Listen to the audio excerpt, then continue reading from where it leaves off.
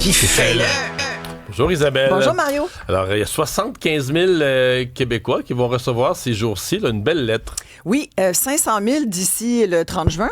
Ça fait beaucoup de monde à qui on promet un accès privilégié désormais au système de santé. C'est un engagement. En fait, c'est à peu près la seule affaire qu'on a gagnée de la lutte de la chicane avec les médecins omnipraticiens, parce que les spécialistes, c'est toujours pas réglé. Oui, mais même là, il y en a 425 000 on verra.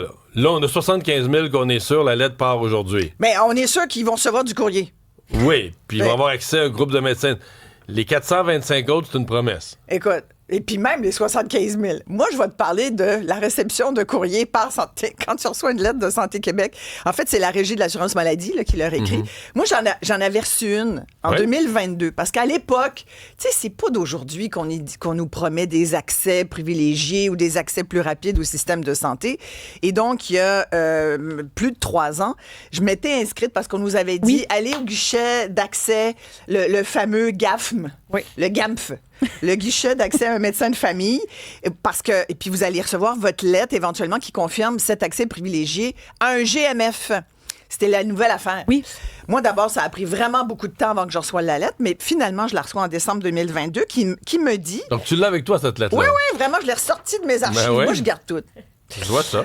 Nous vous informons qu'un groupe de médecins prendra en charge votre dossier médical à compter de décembre 2022. Ça signifie que si vous avez besoin d'une consultation médicale, vous avez un accès privilégié à la clinique. Moi, ça m'a fait beaucoup de bien. Privilégié. Privilégié. Hey, un accès privilégié. Mais Écoute, moi aussi, j'ai reçu ça à Bécancour, mais j'ai déménagé après. Fait que j'ai été là, adoptée.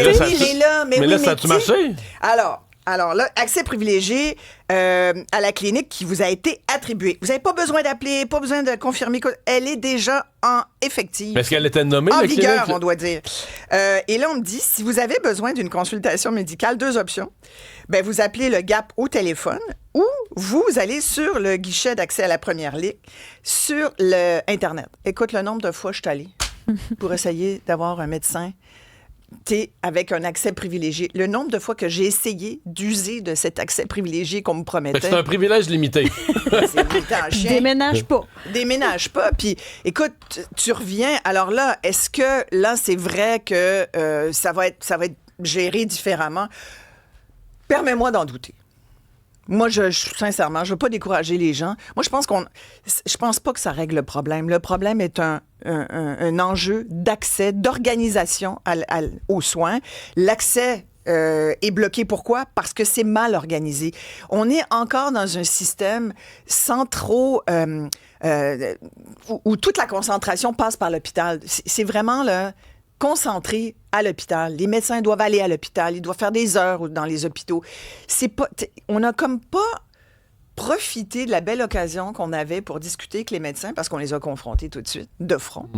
On a perdu du temps précieux à essayer de leur demander comment vous feriez ça autrement. Tu sais, penser un peu en dehors de la boîte puis dire, on va essayer de penser le système un peu autrement. Les médecins, moi, ils n'arrêtent pas de me dire, chaque fois que j'en parle, là, que ce soit le Dr Eppel ou d'autres, les plus jeunes médecins, là, hey, nous, on a des solutions. OK, on fait plus quoi? de super infirmières. C'est une lettre qui va changer les affaires. Ça, c'est juste de la poudre aux yeux pour les gens dans une allée Donc là, électorale. tu casses le party des 75 000 personnes qui vont recevoir une belle lettre aujourd'hui. Désolé, je suis bien désolée. Une si belle lettre. Non, mais dis-moi, je me dis, les physios, les super infirmières, il y en a plein qui peuvent faire la job là, pour plein de problèmes. Ben, c'est censé être ça, là. Que tu es référé à la bonne ressource. Déjà, on a plein de travailleurs étrangers qui venaient prêter main forte dans le réseau de la santé que là, on va jeter dehors parce qu'ils faisaient partie du programme d'expérience québécoise, le PEC. Dans la santé, on n'en renverra pas. Et là, ce qu'on dit, c'est qu'ils ne seront pas renvoyés parce que ceux-là, en santé, en éducation, ils vont être prioritaires. Là, évidemment, il n'y a pas que la santé et l'éducation dans la vie. Il y a plein d'autres secteurs d'activité économique. Tu sais, on pense à la restauration. On a beau dire, il y a trop de restaurants. Bien, en attendant, les restaurateurs en cherchent parce que les Québécois veulent pas se faire cette job-là pas trop payante puis un peu tuante.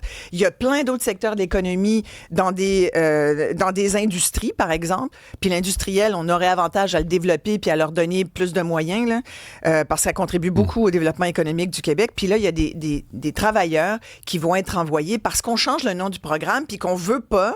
Moi, à mon avis, là, il y a de l'entêtement de la part de Jean-François Roberge pour ne pas donner une clause grand-père. Moi, tu peux changer la règle. Il dit que c'est trop de gens. Il sait pas combien il y en a. Mais c'est combien? Je crois comprendre que c'est dans les 6 chiffres, là. C'est pas 3-4. C'était 3-4 000, ça se Mario, réglerait dans parce ce moment. que là, tu joues au Monopoly avec la vie du monde. Je sais. Puis là, soudainement, tu dis, OK, ben quand tu passes go, là, t'as plus 200 $, tu vas direct en prison. Tu comprends? Tu peux pas changer les règles du jeu sans prévenir les gens. Je suis d'accord. Exemple, ceux qu'on Fait est que t'es allé... pris avec ça, là. Ceux qu'on est allé recruter... À grand goût de pub. Ben voyons donc. Je comprends.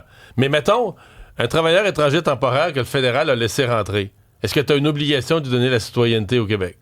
Mais si Parce que là, ça semble être ça. Tous ceux qu'on a laissés entrer comme travailleurs étrangers temporaires... D'abord, là, attention, dans le phrasé, ça, c'est une phrase de Robert, justement. Il dit, est-ce qu'on a l'obligation, nous, au Québec, de donner la citoyenneté? Excuse-moi, Jean-François, c'est pas toi qui la donne. Non, mais la résidence permanente. Là. Écoute, il y avait un programme et on a fait venir des gens. Et il y a des gens qui sont venus d'eux-mêmes. Il y en a qu'on a fait venir à grands frais, demande à plein d'entrepreneurs québécois. D'ailleurs, le milieu des affaires est contre ça. Mais moi, je cherchais quelqu'un qui était pour. À part, puis c'est ma grande déception par rapport à Christine Fréchette, entre autres, mais là, je comprends que Robert, je l'ai appuyé, mais quand même, Christine Fréchette, comme ex-ministre d'économie, qui veut être premier ministre du Québec, est d'accord avec le fait qu'on ne donne pas de clause grand-père. Me semble que c'est pas elle. Me semble que, la connaissant un peu, pas sûr qu'elle soit vraiment d'accord. Je sais pas si tu as entendu le ministre dire, exemple, si on donne une clause grand-père, c'est que là, on abandonne... Je l'ai interviewé là-dessus. Parce que ça, c'est premier arrivé, premier servi, le PEC. Si on garde le PEC, c'est-à-dire que c'est premier arrivé, premier servi. Donc là, ton infirmière, on la retourne parce qu'on a un travailleur d'hôtellerie qui est arrivé avant. Ou toi, tu dis, on garde tout le monde. Mais là, c'est Moi, je dis, tous ceux qui sont venus sous le PEC, à qui on a dit, vous pouvez venir vous établir au Québec. Et écoute, il y en a... même les avocats... Il y a des étudiants, il y a beaucoup d'étudiants étrangers. Moi, je connais plein d'étudiants étrangers qui ont décidé de rester ici, qui travaillent, qui ont appris le français. C'est parce que t'en veux-tu des immigrants ou t'en veux pas? Est-ce que tu leur dis de venir? Puis rendu on en veut, mais avec place, des seuils annuels, tu sais. Il fallait y penser avant. C'est une erreur que... Tu peux dire, ils ont mal joué leurs affaires, mais tu peux pas changer les règles au détriment des gens. Moi, je suis formelle là-dessus. Puis je suis bien placée pour t'en parler parce que je suis immigrante. Puis quand on est arrivé, le gouvernement du Québec a changé les règles. Et ça a été très mal vécu par ma famille. Et sincèrement, avec raison. Tu peux pas faire venir des gens... Alors, ceux qu'on a fait venir, ceux qu'on est allé... Dit à partir de... Il l'a annulé en novembre. Dit à partir du 15 novembre... Tous les autres, c'est un nouveau programme. Mais tous ceux qui sont là, écoute, il y a des gens qui travaillent, qui sont nécessaires dans beaucoup de milieux de travail. Puis, mais il y en a qui n'ont pas appris le français, qui travaillent dans des domaines non prioritaires. Okay, tu peux revoir certains, tu peux revoir peut-être certains, mais dis pas... ça n'existe plus, puis il n'y aura pas le clause grand-père. Puis tu comprends? Puis il dit d'ailleurs, la plupart devraient rester. Mais c'est mou, ça. C'est combien? En attendant, moi, je vois du monde. La preuve, c'est que les immigrants, beaucoup d'immigrants ont décidé, là, il y a une espèce de recours collectif. Là, en tout cas, il y a des immigrants qui ont décidé là, de poursuivre le gouvernement. Ils ont raison. Ce que je reconnais, c'est que tout le monde est insécurisé. Ben, écoute, tu peux pas c'est que même ceux qui vont rester, ils ne savent pas. Là. Présentement, ils sont dans l'incertitude. Il faut qu'ils placent leur demande dans le nouveau programme, puis ils ne savent pas ce qui va arriver. C'est tellement pas comprendre l'immigration. Quand tu pars de ton pays, je l'ai vécu, tu vends tout. Tu n'as plus rien. Tu mets un trait sur ta vie d'avant pour ta nouvelle vie.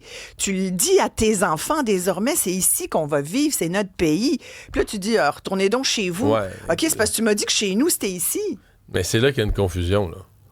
Parce que là, c'est techniquement, ce que tu décris, c'est une immigration. Mais là, c'était des travailleurs étrangers temporaires, c'était des étudiants étrangers qui venaient temporairement. Là, c'est comme si on dit nous-mêmes, on leur a un peu menti, on leur a dit temporaire. Non, on leur a menti. On leur a dit temporaire, mais on va te garder après, là, c'est ça. Ouais. Venez via le programme d'expérience québécoise, ça va vous donner votre permis de travail, puis après ça, vous êtes dans la filière, plutôt que de faire des demandes de chez vous. Puis on va vous garder. Tu comprends? C'est ça qui marche pas. Je vais juste un petit mot, c'est les nids de poule. On a-tu le temps? Parce que hier, écoute, 1 heure dans mon émission, j'en revenais pas. Les gens avaient tellement méchants à sortir là-dessus, tu comprends?